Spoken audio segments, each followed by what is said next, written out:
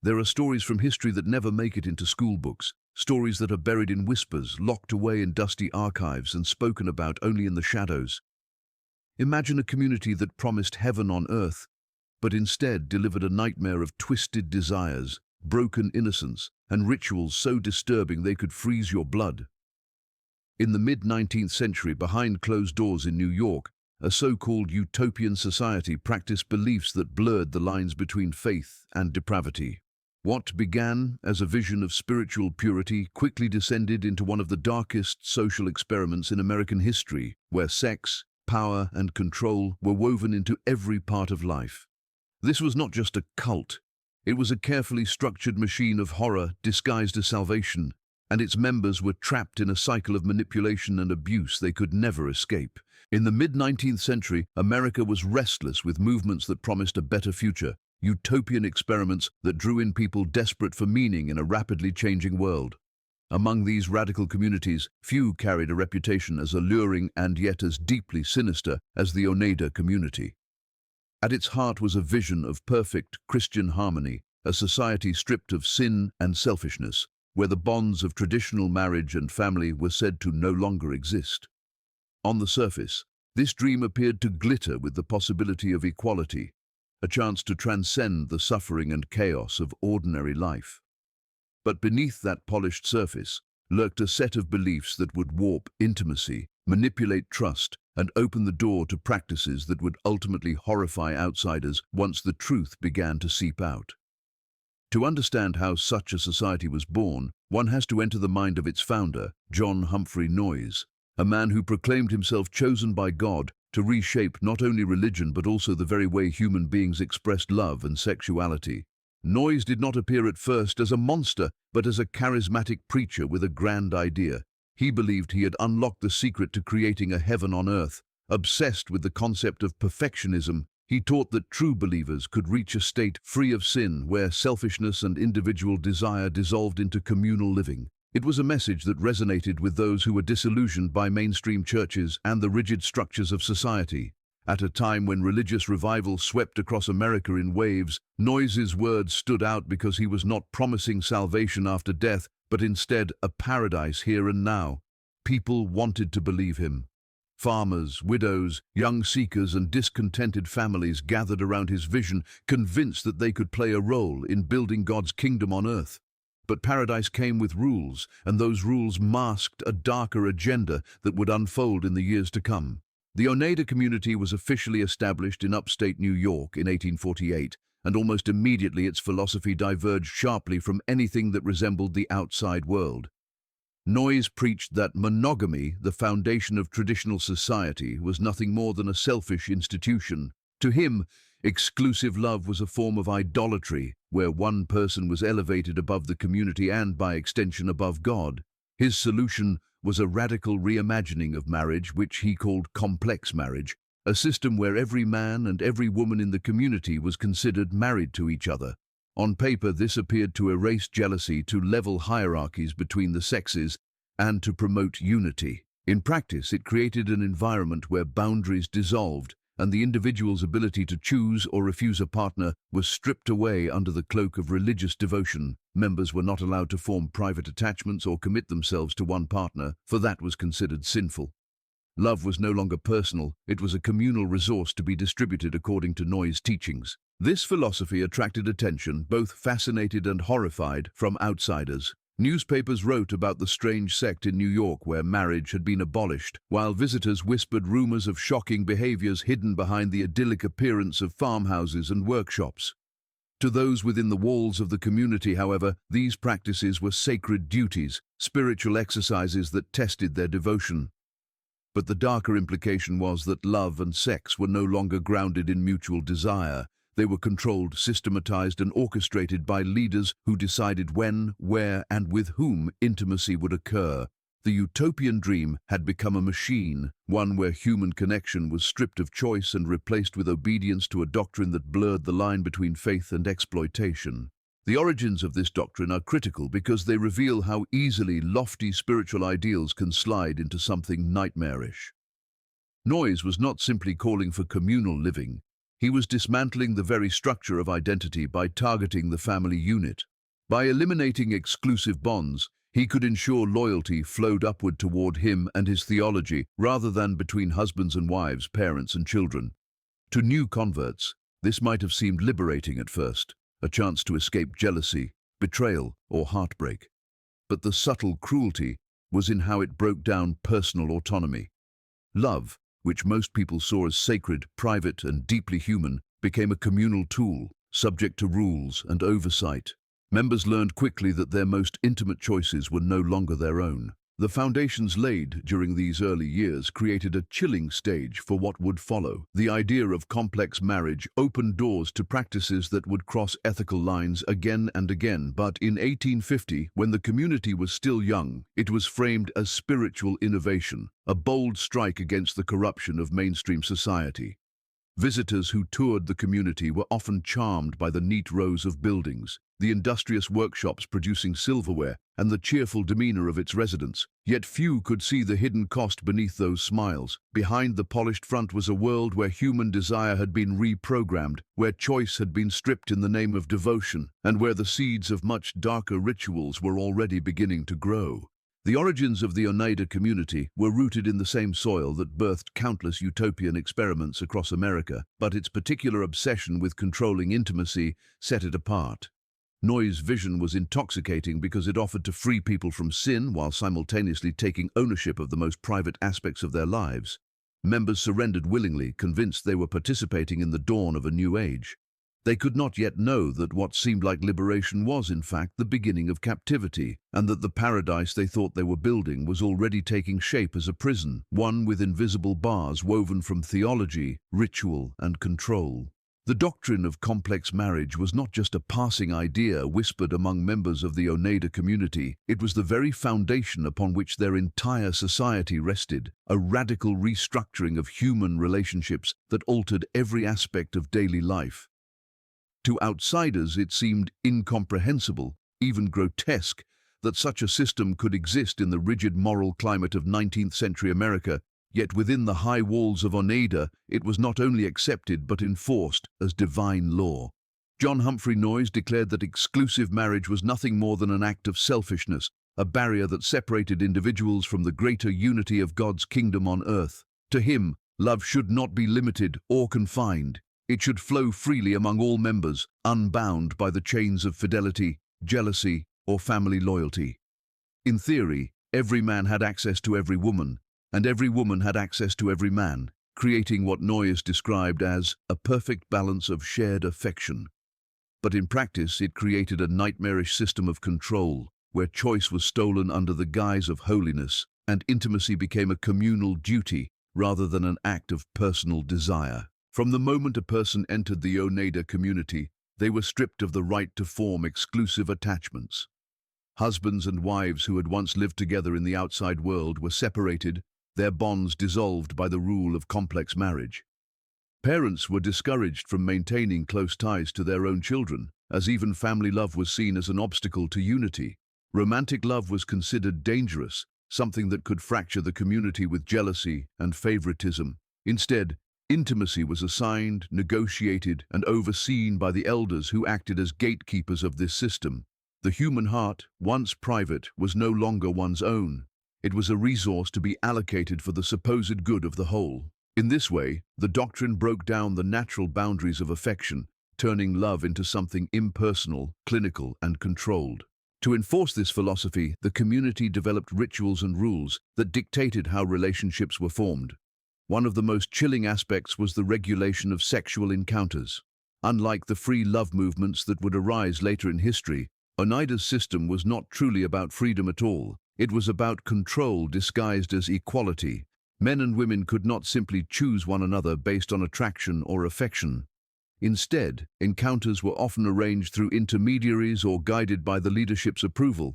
This meant that intimacy was never spontaneous or private. It was a transaction sanctioned by religious authority. Behind the rhetoric of love without bounds was a structure designed to strip away autonomy, to make every relationship a reflection of Noyes' vision rather than the desires of the individuals involved. This system of complex marriage was defended with theological arguments that twisted the concept of love into something unrecognizable. Noyes preached that God's love was infinite, and therefore human beings should mirror that infinity by refusing to confine their affections to one partner. To love one person exclusively was, in his eyes, idolatry, a worship of the human above the divine.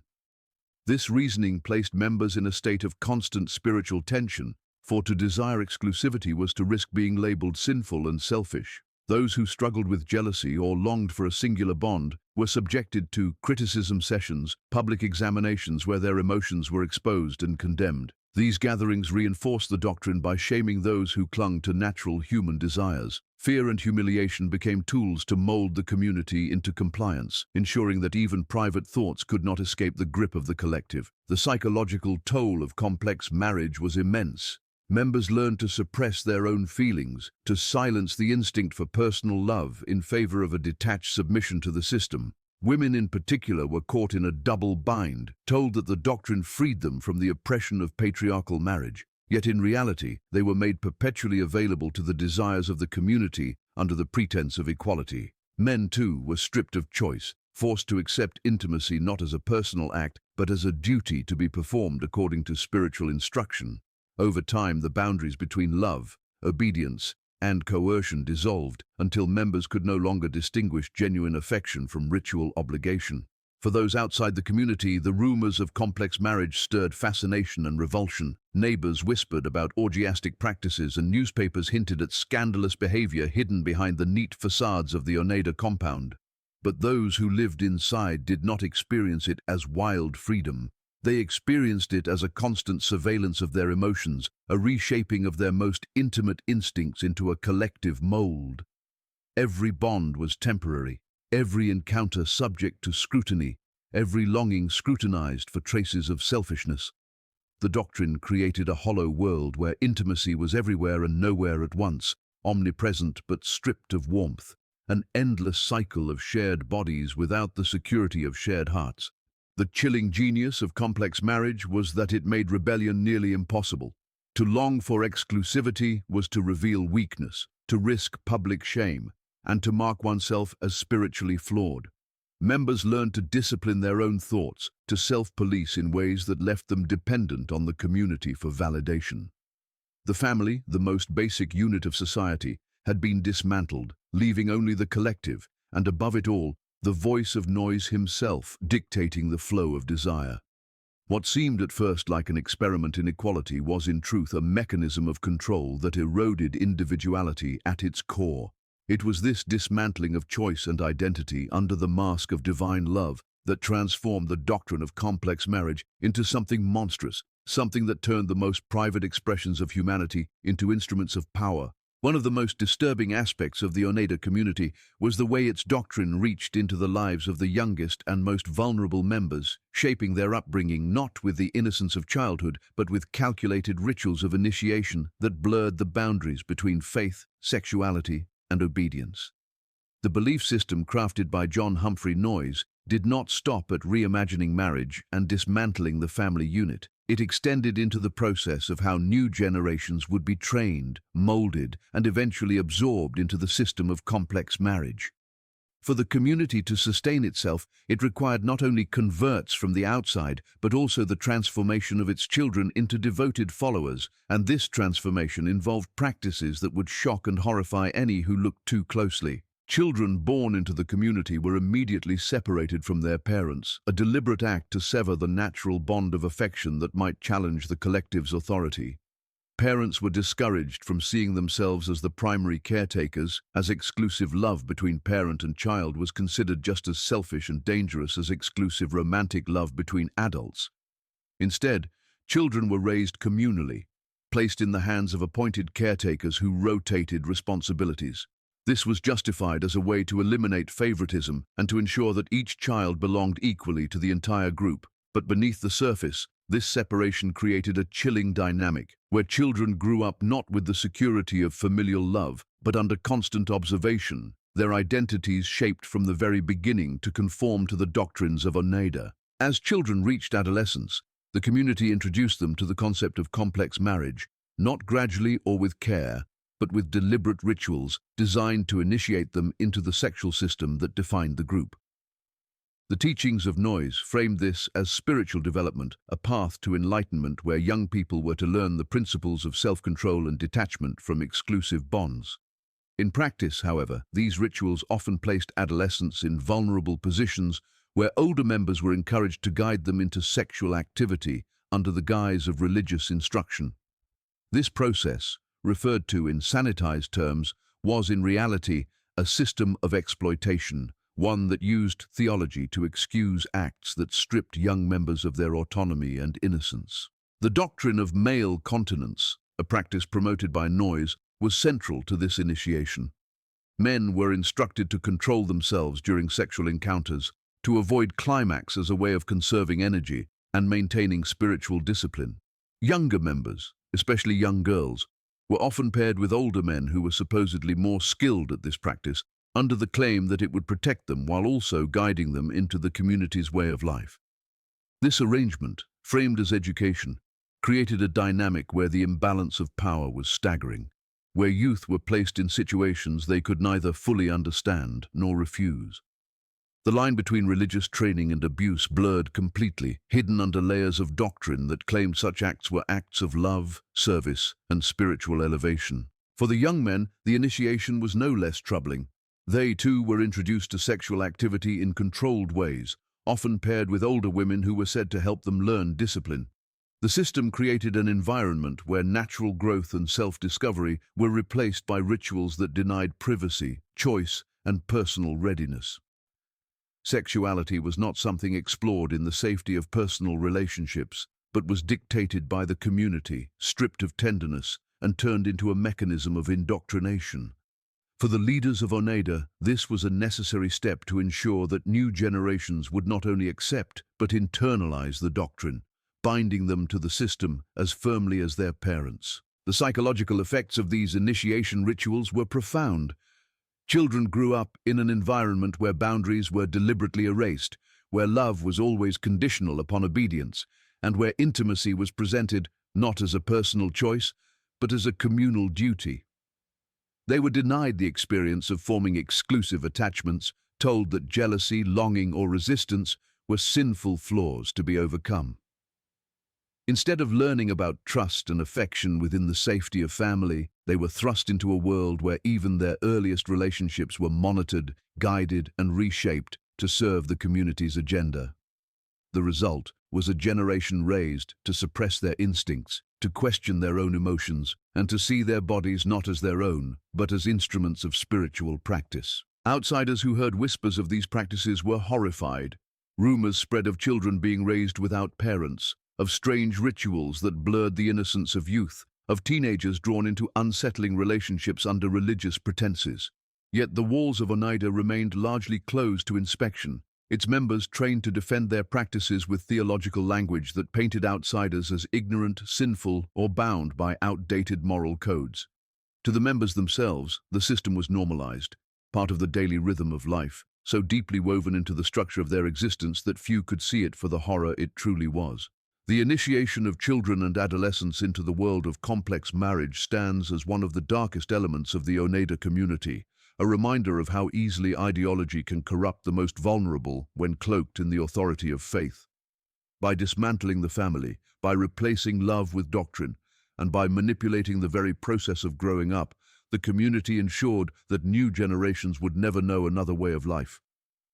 What should have been years of innocence and discovery were instead transformed into a carefully controlled process of indoctrination, where even the first stirrings of love and desire were bent to serve the machinery of a utopian experiment gone horribly wrong. One of the most chilling aspects of the Oneida community was not only the control it exercised over human relationships, but also its calculated obsession with controlling reproduction itself.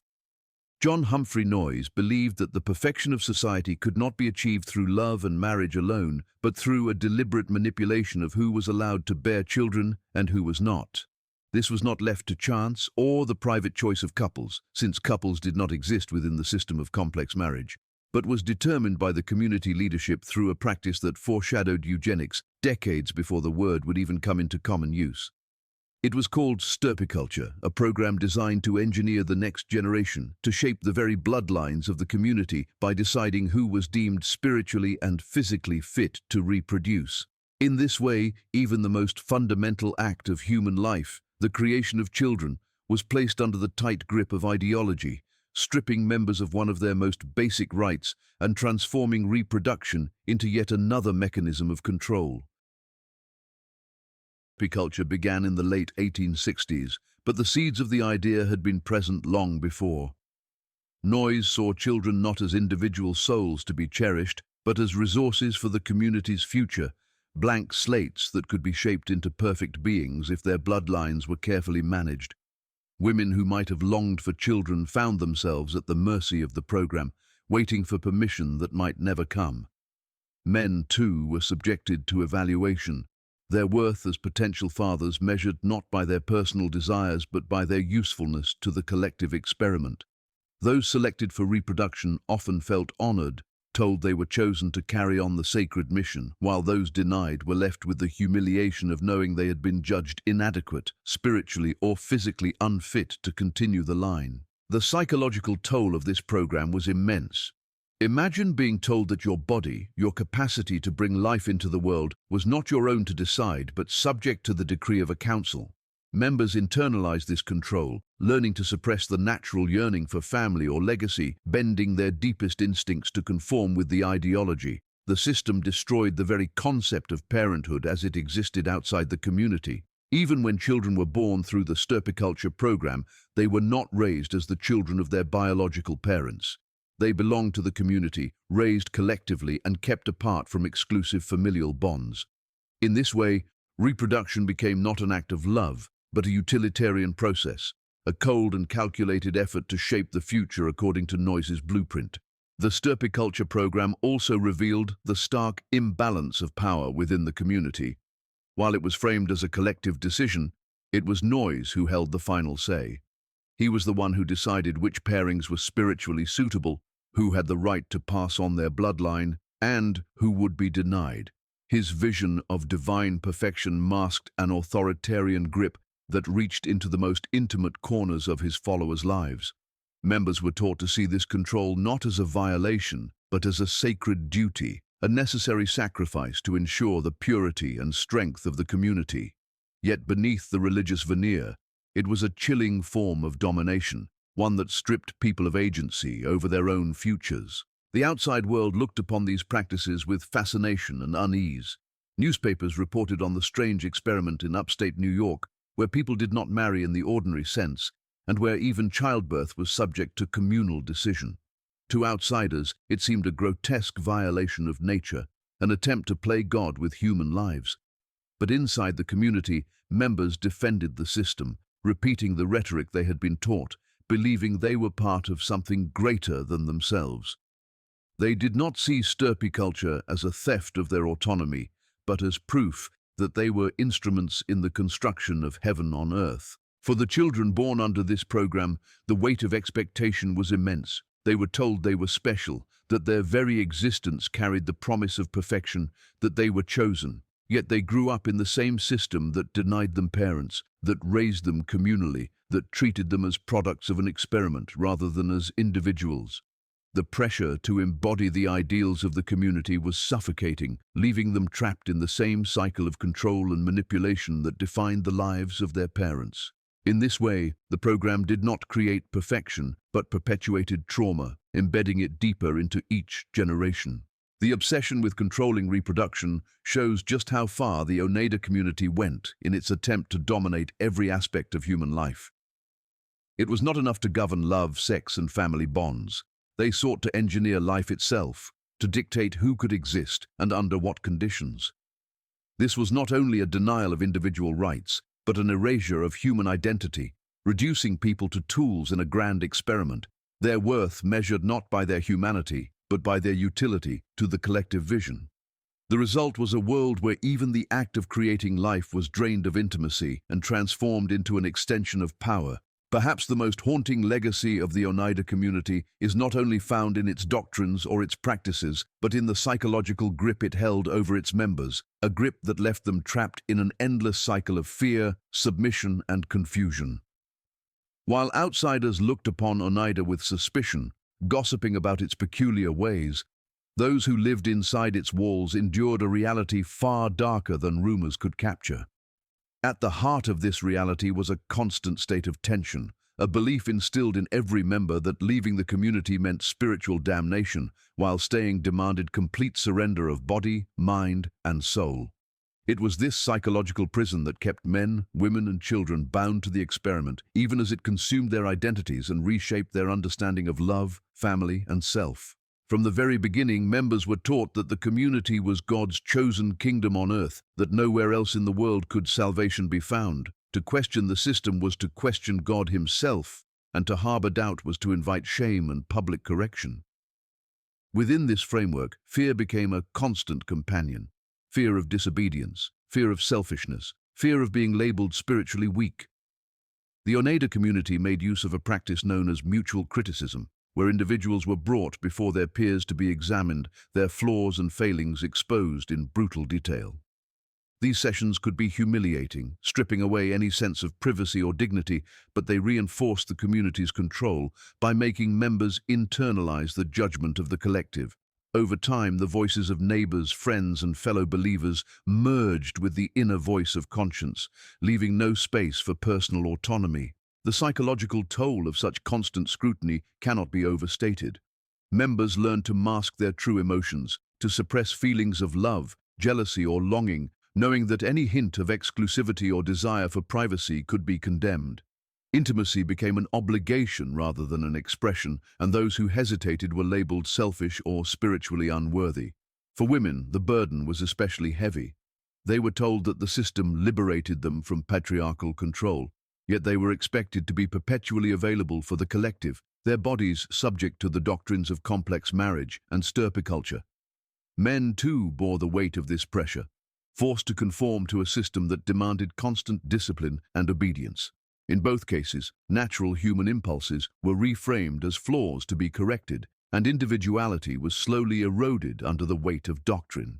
This created a cycle of submission, where escape seemed impossible. Members who grew restless or questioned the teachings were faced with a terrifying choice: remain in the community and continue to endure, or leave and risk eternal separation from God. Noyes's theology left little room for dissent, painting the outside world as corrupted, sinful, and doomed. For those who had severed ties with family and society to join Oneida, the prospect of leaving carried with it not only spiritual terror but also practical isolation. Where could they go? Who would accept them? The community had dismantled their ties to the outside, leaving them dependent on its approval for every aspect of survival. Even if doubts festered in the mind, the fear of abandonment and damnation often silenced them. The trauma of this psychological control extended into daily life, manifesting in small but constant reminders of subjugation. Members were told what they could feel, who they could be with, when they could reproduce, and even how they should think about love. Their sense of self was fractured, replaced by an identity that existed only in relation to the community's needs. This loss of individuality created a hollow existence, where the line between genuine devotion and coerced obedience blurred until they were indistinguishable. People lived not for themselves, but for the doctrine, their own desires buried beneath layers of fear and submission. For children who grew up in this environment, the effects were particularly devastating. From an early age, they were taught that their lives were not their own, that they belonged to the collective, and that even their thoughts were subject to judgment. By the time they reached adolescence and were introduced to the sexual rituals of the community, they had already internalized the belief that resistance was selfish and dangerous. This left them vulnerable to exploitation, unable to distinguish between spiritual duty and personal violation. The cycle of control perpetuated itself across generations, ensuring that even those born into Oneida were bound to it by the same chains of fear that held their parents. Outsiders who visited the community often remarked on the cheerful demeanor of its members, their industriousness, and their apparent harmony. But this image of contentment masked a reality of suppressed trauma. Smiles were part of the performance, a veneer of unity that hid the silent struggles within. Behind the scenes were people wrestling with emotions they were not allowed to name, doubts they were not allowed to voice, and longings they were forced to deny. The horror of Oneida was not always in the spectacle of its rituals, but in the quiet suffering of its members, trapped in lives where even their innermost feelings were not their own. The true terror of the Oneida community was its ability to make submission feel like salvation. It convinced its members that their suffering was holy, that their sacrifices were divine, that their loss of individuality was the price of perfection. This psychological manipulation was perhaps more insidious than any physical act, for it rewrote the very way people thought and felt, leaving them unable to recognize the bars of the prison they inhabited. They became their own jailers, policing their thoughts and desires in the name of faith until freedom itself seemed sinful. And so the cycle continued, with each day binding them tighter to a system that drained them of their humanity while convincing them it was the only path to heaven on earth.